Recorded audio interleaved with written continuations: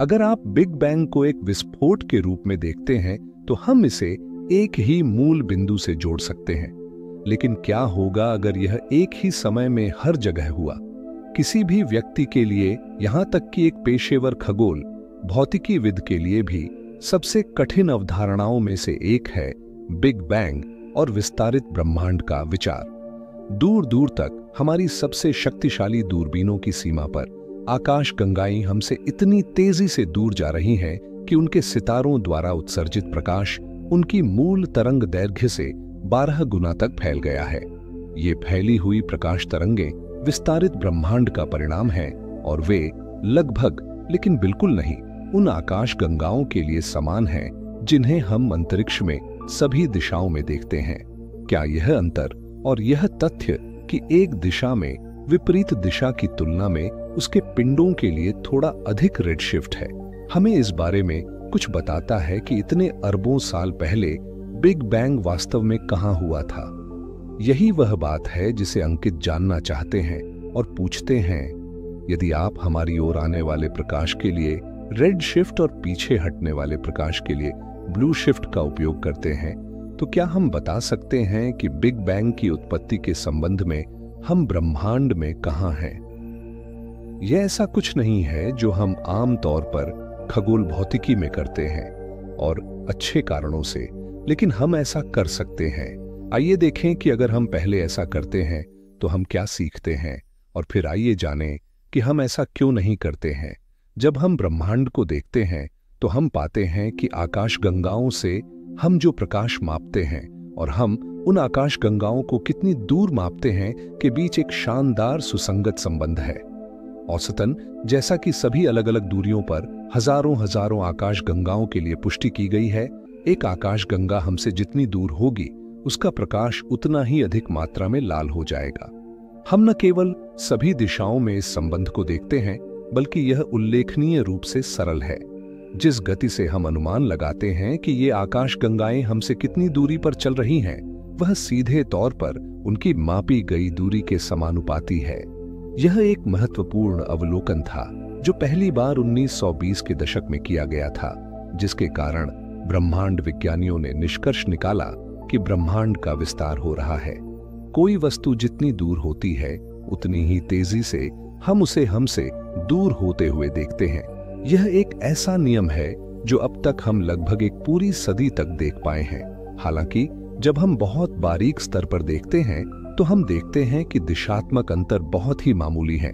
एक दिशा में चीजें औसत से थोड़ी अधिक लाल रंग की होती हैं, जबकि विपरीत दिशा में चीजें औसत से थोड़ी अधिक नीली रंग की होती हैं। एक तरह से, हालांकि यह समझ में आता है।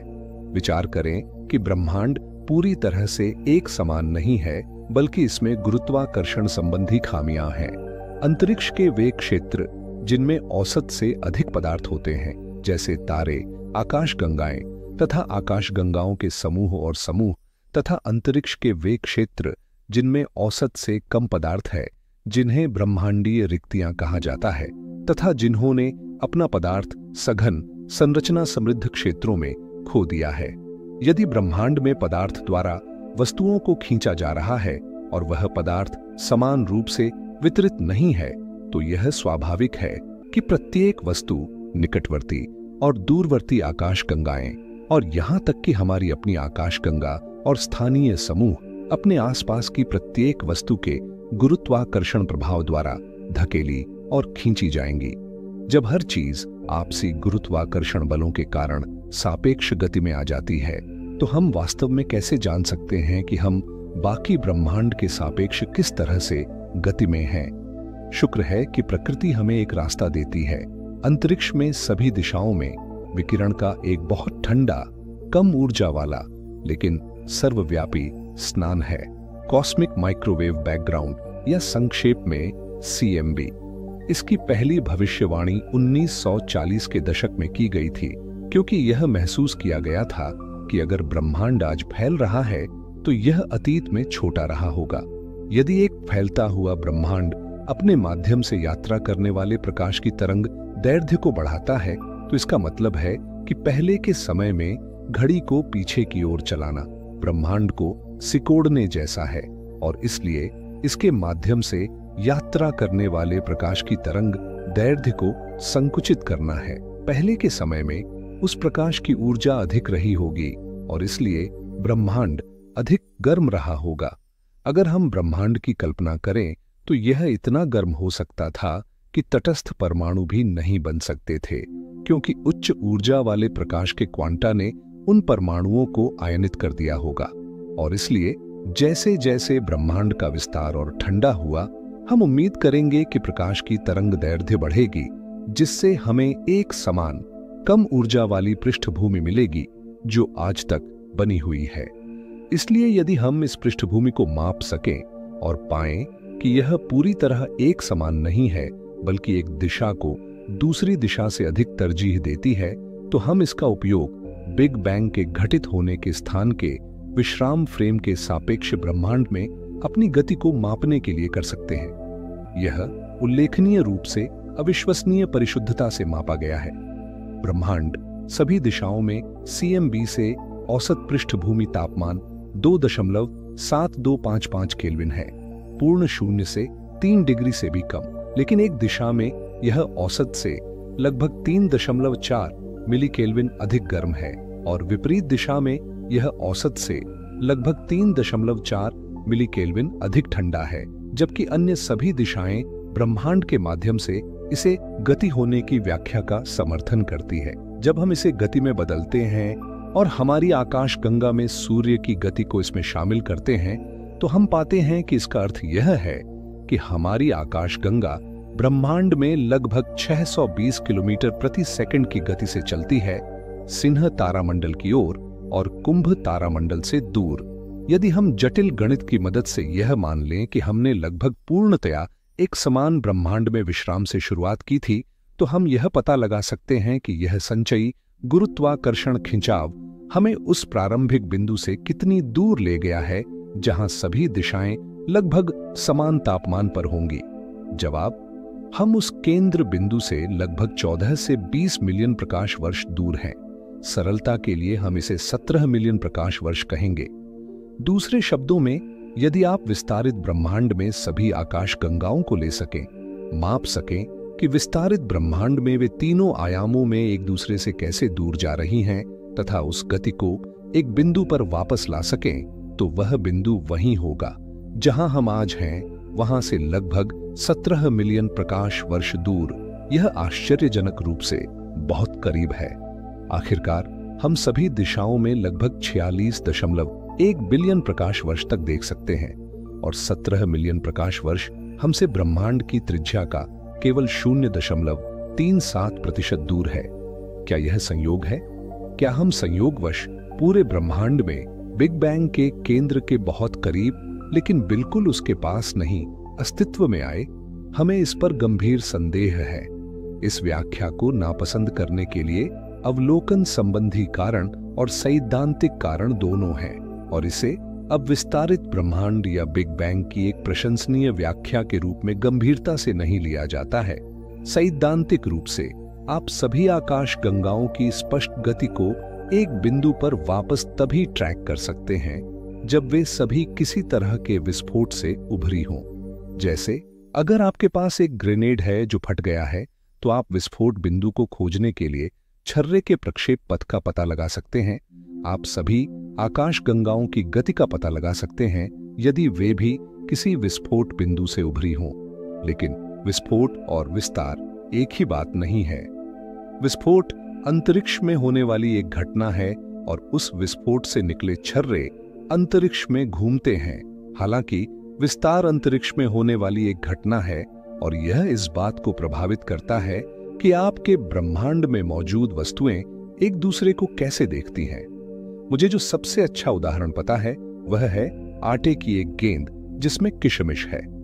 आटा अंतरिक्ष की तरह है और किशमिश उसके भीतर की आकाश गंगाओं की तरह है। आप किशमिश के हिस्से के रूप में रह रहे हैं और आप केवल अन्य किशमिश देख सकते हैं, न कि आटे को। जैसे जैसे आटा फूलता है, आपके स्थान के नजदीक मौजूद किशमिश एक खास गति से आपसे दूर जाती हुई दिखाई देंगी, लेकिन किशमिश जितनी दूर होगी उतनी ही तेजी से आप उसे आपसे दूर जाते हुए देखेंगे। किसी बिंदु पर आप किशमिश को इतनी तेजी से आपसे दूर जाते हुए भी देखेंगे कि यह प्रकाश की गति से भी तेज है। एक उल्लेखनीय उपलब्धि जो विस्फोट परिदृश्य में नहीं हो सकती, केवल विस्तार परिदृश्य में हो सकती है। दरअसल आइंस्टीन के सामान्य सापेक्षता के संदर्भ में ऐसा ब्रह्मांड होना असंभव है जो हर जगह पदार्थ और विकिरण से भरा हो, और वह ब्रह्मांड न तो फैल रहा हो और न ही सिकुड़ रहा हो। यदि सामान्य सापेक्षता सही है और ब्रह्मांड पदार्थ और ऊर्जा से भरा है, तो सैद्धांतिक दृष्टिकोण से अपरिहार्य निष्कर्ष यह है कि ब्रह्मांड स्थिर नहीं हो सकता। दूसरे शब्दों में, यह अवलोकन कि वस्तुएं हमसे दूर जा रही हैं और जितनी दूर वे हमसे हैं उतनी ही तेजी से वे पीछे हटती हुई दिखाई देती हैं, यह इस बात का एक बहुत मजबूत सबूत है कि ब्रह्मांड फैल रहा है। यदि ब्रह्मांड का विस्तार हो रहा है तो इसका बिग बैंग पर बहुत बड़ा प्रभाव पड़ता है। इसका मतलब है कि बिग बैंग एक बिंदु पर होने वाला विस्फोट नहीं था, बल्कि यह एक निरंतर विस्तार की शुरुआत थी जो समय के एक विशेष क्षण में शुरू हुई थी। उस समय ब्रह्मांड हर जगह और सभी स्थानों पर पदार्थ और ऊर्जा से भरा हुआ था और सभी दिशाओं में फैल रहा था और ठंडा हो रहा था। यह विस्तार इस कारण का एक हिस्सा है कि केवल 13.8 अरब वर्ष पुराने ब्रह्मांड में हम आज 46.1 अरब प्रकाश वर्ष दूर स्थित वस्तुओं को देख सकते हैं। केवल तभी जब ब्रह्मांड फैल रहा हो, न कि जब यह एक बिंदु से विस्फोट हुआ हो, तो इतनी कम समय में इतनी दूरियों का निरीक्षण करना संभव है। हालांकि यह पूरी तरह से सैद्धांतिक रूप से आधारित निष्कर्ष नहीं है। यदि ब्रह्मांड विस्फोट से शुरू हुआ तो हम यह देखने की उम्मीद करेंगे कि सबसे दूर सबसे तेज गति से चलने वाली वस्तुएं छर्रे के सबसे छोटे टुकड़ों की तरह थीं, सबसे अधिक गति से त्वरित। हम उम्मीद करेंगे कि आप जितनी दूर देखेंगे आपको कम विरल आकाशगंगाएं मिलेंगी, क्योंकि आयतन केंद्र से दूरी के घन के रूप में फैलता है, और आप उम्मीद करेंगे कि आप इन वस्तुओं को केवल उसी रूप में देख पाएंगे जैसे वे एक निश्चित समय पहले थीं। प्रकाश को आपकी आंखों तक पहुंचने में जितना समय लगा, क्योंकि उन आकाशगंगाओं को पहले यहां से वहां तक यात्रा करनी होगी, आप केवल ब्रह्मांड की आधी आयु तक ही पीछे जा पाएंगे, और इसलिए आपको ऐसी आकाशगंगाएं कभी नहीं देखनी चाहिए जो लगभग 6.9 अरब वर्ष से कम पुरानी हो। हालांकि ये सभी भविष्यवाणियां हमारी देखी हुई चीजों का खंडन करती हैं। आप जितनी दूर देखेंगे अंतरिक्ष के एक निश्चित आयतन में उतनी ही अधिक आकाशगंगाएं दिखाई देंगी, क्योंकि ब्रह्मांड का विस्तार कम मात्रा में हुआ था और आकाशगंगाओं के आपस में मिलने का समय कम था। हमने ऐसी आकाशगंगाएं देखी हैं जो ब्रह्मांड के 407 मिलियन वर्ष पुराने होने पर भी वैसी ही दिखाई देती हैं, जो इसकी वर्तमान आयु का मात्र 3% है। और आकाशगंगाएं, जैसा कि हम उन्हें ब्रह्मांडीय समय के माध्यम से देखते हैं, सभी आकारों और आकृतियों में आती हैं, जिनमें आकाशगंगाओं के अनुरूप भी शामिल हैं, जो आकाशगंगा जितनी ही प्रभावशाली हैं, यहां तक कि विशाल ब्रह्मांडीय दूरी पर भी। हालांकि ये समझ में आता है जब आप बाहर देखते हैं और देखते हैं कि सब कुछ हमसे दूर जा रहा है और दूर की वस्तुएं हमसे और तेजी से दूर जा रही हैं, तो बिग बैंग के बारे में उसी तरह सोचना चाहिए जैसे आप विस्फोट के बारे में सोचते हैं। हम जानते हैं कि ऐसा नहीं है। हालांकि आप ब्रह्मांड में दूर जाने वाली वस्तुओं के पथों को एक बिंदु पर वापस ट्रेस कर सकते हैं, और यहां तक कि यह भी माप सकते हैं कि वह बिंदु आपके आज के विशेष स्थान से कितनी दूर है। लेकिन यह आपको यह नहीं बताता कि आप उस बिंदु से कितनी दूर हैं जहां बिग बैंग हुआ था।